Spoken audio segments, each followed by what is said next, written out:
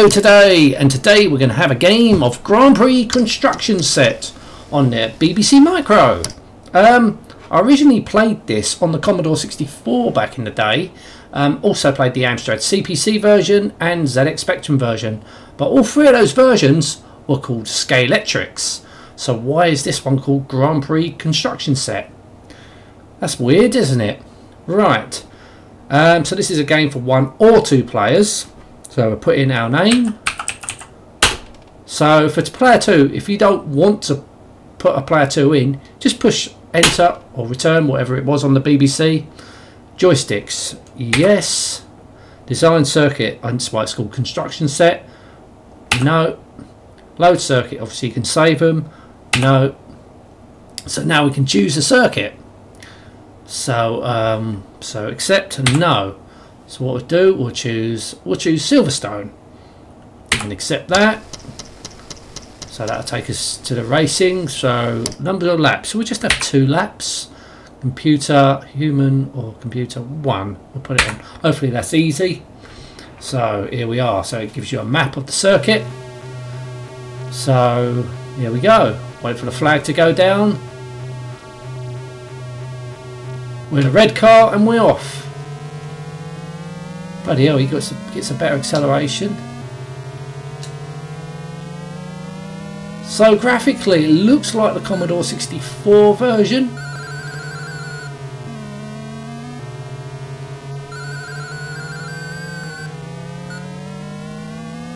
I'd much rather use your fire button to accelerate. Oh, you can't crash into the other car. There's only 2 cars in this race. Hence Scalextrics.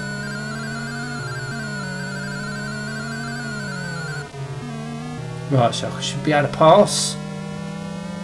Maybe. Now there's a corn coming up. Oh!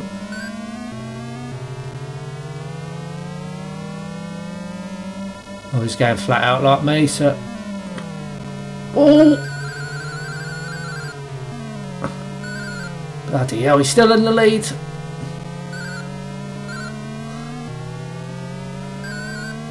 Yeah, I'd much rather if you push your fire button to accelerate. I really hate pulling forward on a joystick, pushing forward.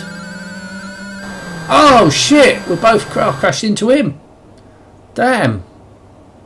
Number of laps. Right, let's try again, because obviously it ain't going to take you out of it unless someone wins. 1. So the computer is put, so it randomly generates a name.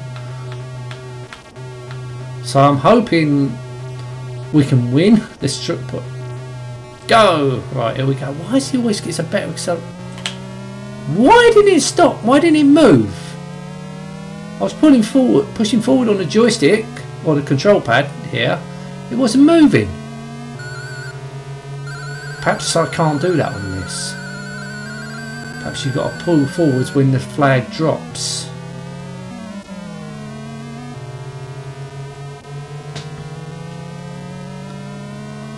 I mean, it's not a bad game to play. It plays pretty well to be. Oh, for fuck's sake! Hang on a minute.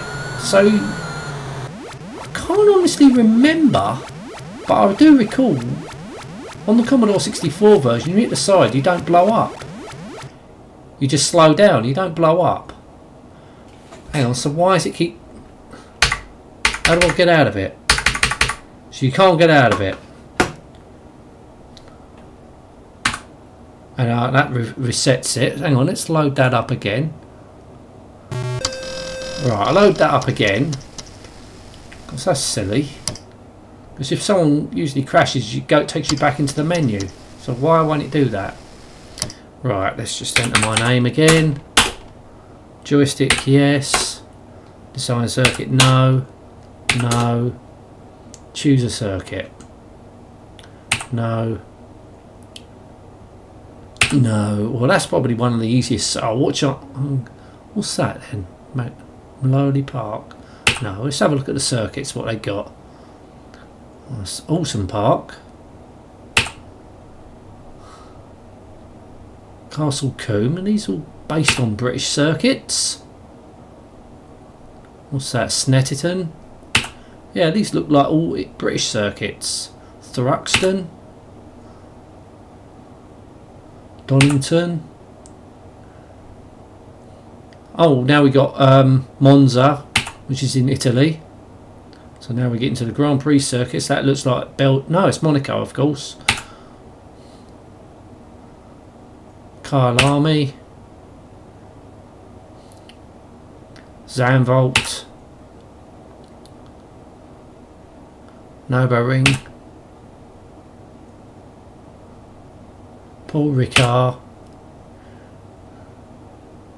Imola. That's Long Beach. Bloody hell, we're in America now. Zolder, Estoril, which is in Portugal. Now we're back to Brands Hatch again, so I'm surprised they don't have Hockenheim. Okay, so they're the pre-loaded. Let's just go with this one. They're the pre-loaded ones, so you can obviously design your own ones because this is what the game's all about. So we'll have number of laps 2, 1. I'm hoping that's the easiest, so I don't know. So Zuma. So let's push forward when the flag goes down. Perhaps that's what we got to do. Go! Yes, that's what we got to do. Obviously pushing fire button don't do nothing. Doesn't act as a turbo like it does in Pit Stop 2 on the Commodore 64. Oh! So remember, I can't go too fast around the corner, and I've taken the lead. Oh, he's coming back. He's coming back. Ah, and he's fucking taken the lead, the bastard. Whoa! What happened there? Seemed to have jumped up in the air and crashed. Zuma wins. This is quite more difficult on the BBC actually, because you can't go off the circuit on this version. It wasn't the case on the Commodore 64. So 2 laps again, because you're going to have to keep loading it. And let's... Sure, 1's the easiest. It's got to be the easiest. So I don't like the fact that you can't get out of the game. Once you've selected a circuit, and I've done it again, I can't go. Go on, go. And he's got an immediate lead. Yeah. So I don't like the fact if you come a little bit off the track, you blow up. So it is definitely. I can't remember if that was the case with the Spectrum and the Amstrad versions. I don't think it was. So here comes that bump. What? So I hit the bump. So unless you got to slow down. I don't remember that. Excuse me, I don't remember having bumps on the Commodore 64 version, because that was the version I know the best, because my mate had that one back in the day. Right, so again, let's have 5, see what happens if I push 5, see if that's harder or easier. So remember,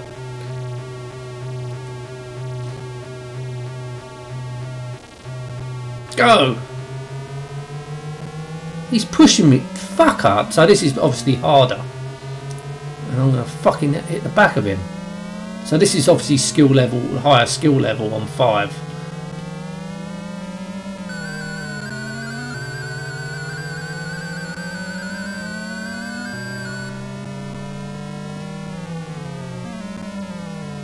So let's slow down, right, the bump. No, I did slow down, it still fucking blows up. Don't like that. I don't like that.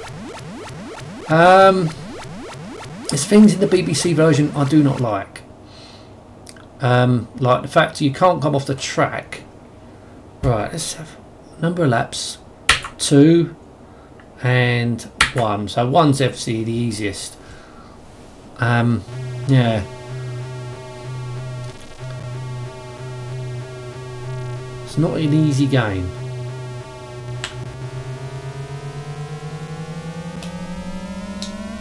I just wish also, I'm not sure, I can't remember if that was the case in the Commodore 64 version, but I'd much rather use fire button, hold down your fire button to accelerate than forwards. So I've got away with it there. So I've got to remember there's a bump coming up. So, right.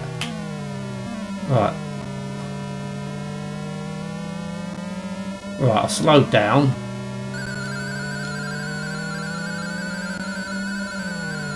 Right, no, it's not the case then. So you can, so I do apologise for that. So you can come off the track, go round and touch the edge of the track. So that is like the Commodore 64 version. So you can touch the edge of the track, but you do slow down exactly the same way as the Commodore 64 version. If you hit the back of the car, you explode. That's like the Commodore 64 version. But I don't recall having bumps in the road.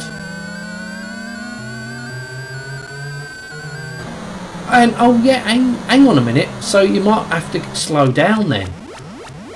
So you might have to slow down, because that is the case. If you go too fast, going around the corner, you do blow up. That wasn't, I don't recall that in the Commodore 64 version. So it is a little bit harder on the BBC actually. So a little bit, it's a lot harder on the BBC in fact. Don't like the fact that you can't get out of it unless there's a button you have to push. It's none of the function buttons. If you push F12 on the keyboard, on the PC keyboard that is, the BBC resets. So there's no way you can get out of it without reloading the game. So that's a bit of a flaw. So really what it should do, once you lost the race, it should take you back into the menu. And the BBC version, it doesn't do that. So yes, it's more difficult to play on the BBC than the Commodore 64 version. I'm using that as a benchmark because, as I said, that was the version that I knew quite well back in the day. The Amstrad and the ZX Spectrum versions were versions that I reviewed on the emulators later, but I didn't have those versions back in the day. I didn't play them back in the day. Only the Commodore 64 version I played back in the day. So I'm using this version comparing to the Commodore 64 version. Graphically it looks the same. Might have been a port, I don't know.